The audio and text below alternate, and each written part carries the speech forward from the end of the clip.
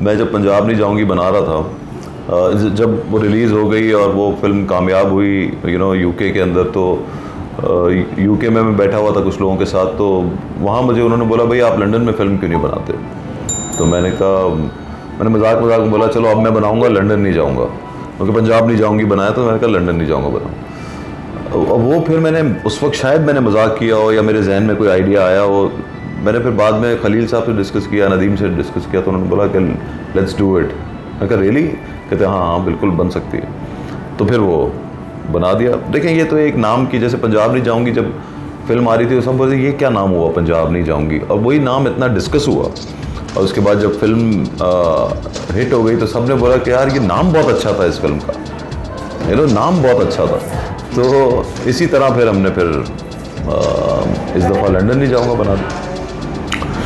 देखें किरदार जो एक्सेंट है बोलने का या उसका जो अंदाज़ है बोलने का, वो पंजाब नहीं जाऊंगी से सिमिलर है, और वो रखा भी है जान के, बिकॉज मैं ये सोचता था कि मैं इस किस्म का कैरेक्टर अब कहाँ करूँगा, मैं इसी फ्रेंचाइज के अंदर रह के कर सकता हूँ।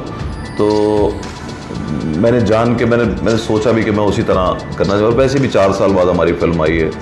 लोग, मुझे लग रहा था कि इतना लोगों को पसंद आया था तो एक दफ़ा और हो सकता है ये, तो मेरा भी दिल कर रहा था, और लोगों को जहाँ तक मैंने लोगों को जितना एक्साइटेड देखा था फिल्म में पंजाब नहीं जाऊंगी में, तो मैं समझता हूँ कि वो मिस कर रहे होंगे और उनको देख के वापस अच्छा लगेगा। दूसरा ये कि सिचुएशंस फिल्म में डिफरेंट हैं, पंजाब नहीं जाऊंगी की सिचुएशन और थी, फिल्म और थी, कहानी और थी, तो इसलिए जो डिफरेंस उनको मिलेगा वो सिचुएशंस का मिलेगा।